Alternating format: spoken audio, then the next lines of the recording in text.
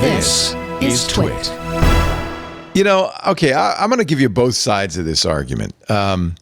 First of all, the $8.9 million that the White House is quote, giving Intel for a 10% stake was already granted to Intel under the CHIPS Act. So it was money. Actually, it was $5.7 billion awarded to, but not yet paid to Intel under the CHIPS Act, and then $3.2 billion. So it was a total of $9 billion. No, exactly $8.9 billion through the Secure Enclave program. So in effect, Trump's saying, "Well, now this is the argument," and I'm not sure I disagree with this argument. They were just going to give that to Intel. It was a grant. They were just going to give it to it. So I said to Intel, I said, okay, we're going to give it to you, but we want 10% of the company in return. And of course, Intel at this point has no choice and says, okay. What is the precedent for this? I don't think there is. In fact, there are some who say the CHIPS Act grants cannot, in fact, be converted into equity. So there will be legal challenges. Intel has agreed to say, okay, for the $8.9 billion you were going to give us for free, we're going to give you 10% in the company. I mean, you know, Bernie Sanders is for this idea. Yeah, I mean, I understand that the logic is, well, we give money to farmers. The government gives away billions of dollars all the time in return for nothing. Oil companies. Just saying, oil companies saying, it's good for the country that you should have this money.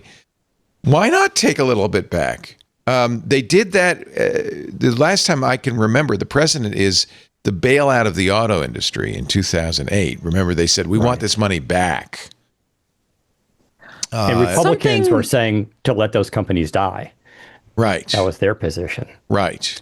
Wired brings up an interesting point in its piece on this. They spoke to Brian Quinn, a professor at Boston College Law School, who said it was particularly confounding that the government negotiated. They're getting common stock in Intel rather than preferred stock.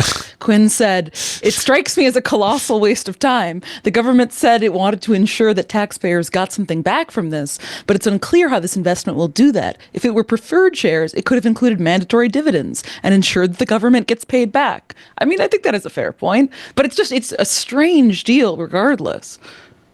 It's just a little weird. There is precedent. I'm not against the idea of the people getting something in return for the money. Intel, at this point, Intel stock is probably not all that valuable, so why not? Yeah. Do you think this will change Intel's fortunes, Daniel? Well, the CHIPS Act is, helps them a lot, right? They're building their foundry right now. There are a couple of them. In the U.S., and that was the point, right? Is to get them to build stuff in the U.S., yeah. In fact, they're doing an Intel press tour pretty soon, I believe, of the new foundry. Is it in Hawaii? No. No, unfortunately not. I think it's like Arizona. It's Arizona, yeah, unfortunately.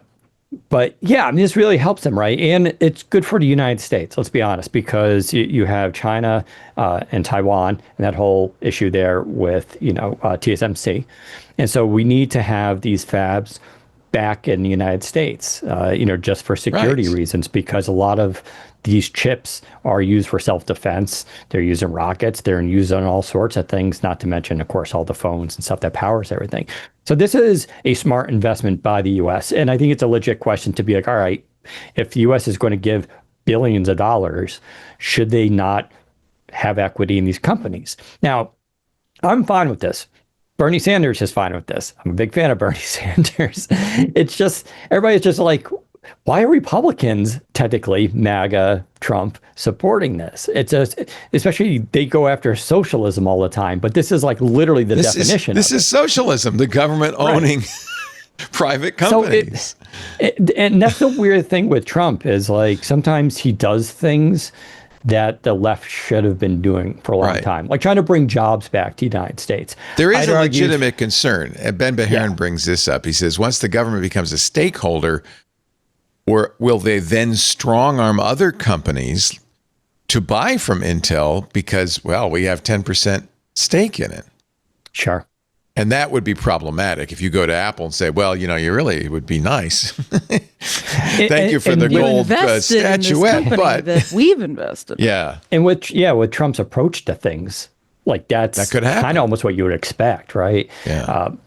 I don't know. The whole thing is weird. But there was also NVIDIA. There's the deal there with NVIDIA where they get 15% of the revenue from China sales for stuff there. There is the United U.S. Steel. They have something there as well. Then I believe to allow the merger U.S. Steel and Nissan. Yeah. They took a stake in. Yes. So this is a policy. Yeah. And I kind of understand the logic because Trump is thinking as a business person, as a deal maker. Well, I'm not going to give you something without you giving me something.